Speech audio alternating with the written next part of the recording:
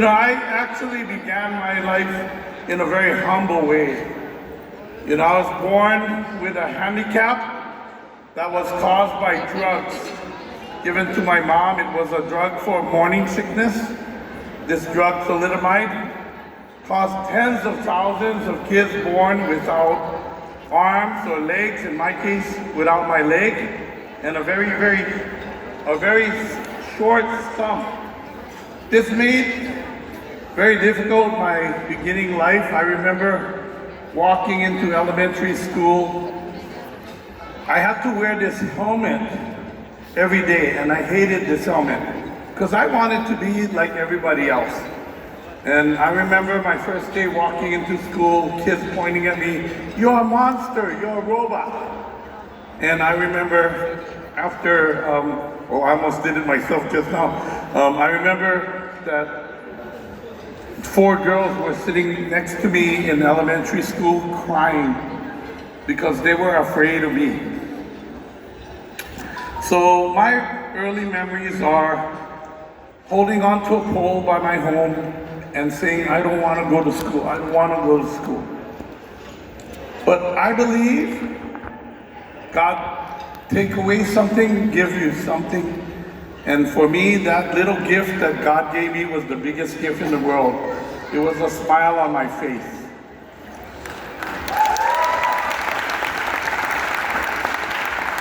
Almost no matter what happened in my life, I seem to have had this smile.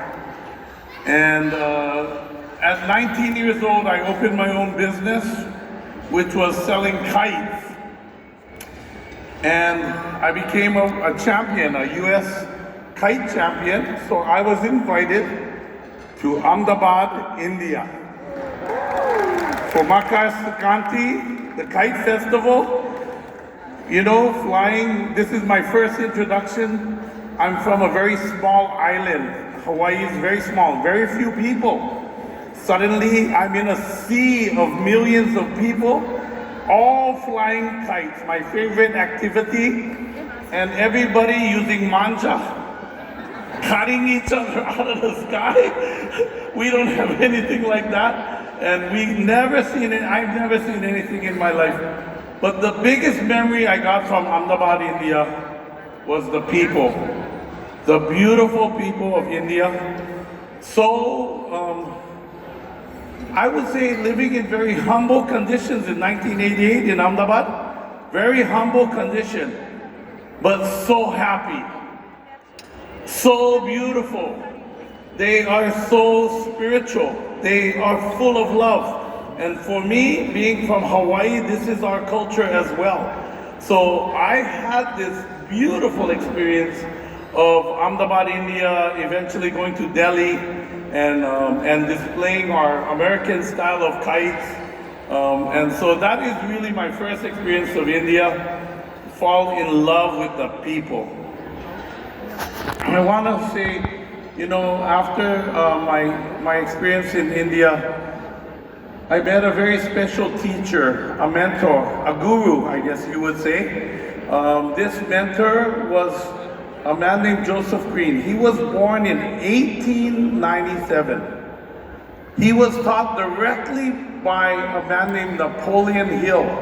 I'm not sure if you know this name, Napoleon Hill, but if you study success books, you will hear this name. He wrote a book called Think and Grow Rich.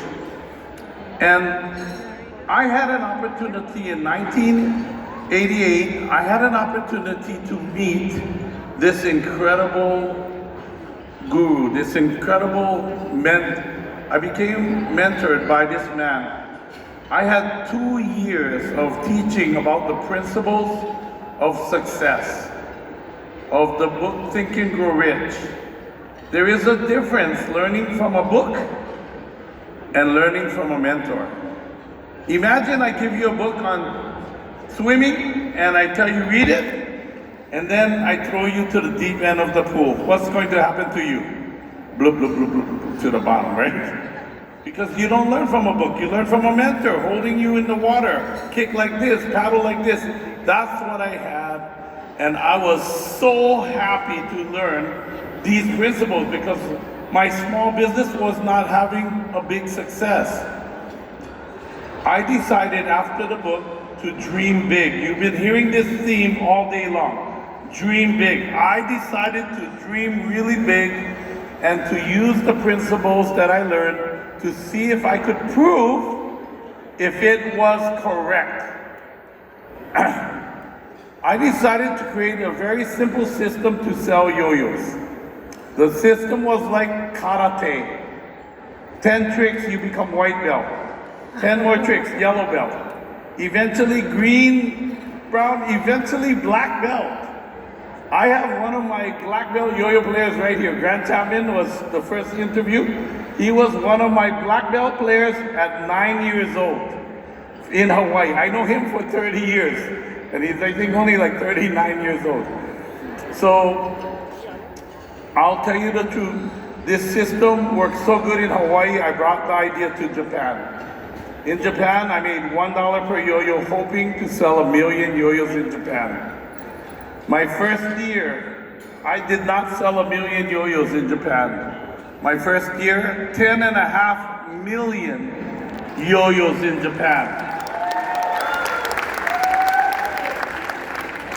Within 3 years, I realized I could not keep this idea for myself because everybody would copy it. So I had to go fast, and I opened countries. I opened Korea, Singapore, Hong Kong in 6 months, England, France, Spain in the other 6 months, and then the entire US. 30 million yo-yos in 3 years, and I retired at 39, my first retirement. I started to serve, you know, the YMCA kids. I love kids, I love to help. So we were doing the camps and different things. I was board chairman for the camp, but as a volunteer, I was just a volunteer. I work harder as a volunteer. But 6 years into my retirement, I was sick of retirement, and I needed something else to do. I climbed on a mountain, sat on the mountain for 2 days by myself, thinking, what is next? When I came down from the mountain, I did not know what was next, but I knew I wasn't going to do yo-yos. And that moment, my good friend Jim Haziki called me and talked to me about New Skin. I'll tell you why I joined New Skin. Had nothing more than I just trusted him. I knew him for 30 years, and I trusted him. I hardly understood what he was talking about, but he's a businessman, me too, and he shared me what this technology, the biophotonic scanner, was going to do, and I trusted him. And I started my New Skin journey, and I'll tell you the truth, I was a very skeptical businessman. I went to Provo, Utah, not to prove this is a good company, to prove it was not good. I looked for every crack and problem could be there, and after going through all of the science and everything, I became convinced that I could bring this to my best friends, which are business people. So I started my New Skin career in a very small way. Tell you the truth, I was not a big success. They call it Lapis Land. I was in Lapis Land, Lapis Executive for, you know, like over 14 months. I was going to Utah every month to learn from the leaders, the top leaders, but truthfully, I was spending more than I was making just to go to Utah. That was my life. But I knew that the secret was to learn from the top leaders. And in the end, I did make it. I decided after really learning about Nourish the Children that I could make a bigger impact in the world, not by myself and my success, but having a lot of successful people join me in my mission. And so I started my mission to be a force for good in the world with Nourish the Children. And I can proudly say that my team has been that true to the word of developing this vitamin program all around the world. In the end, I will tell you this. New Skin is an incredible company with dynamic and great leaders and an amazing mission to be a force for good in the world. We have technology that every time I walk into a salon here in this Indian market, the owners are always like, wow, I've never seen something work that good. And often I leave the owners with just half of their face looking really different. And they always ask me, when are you gonna do the other half?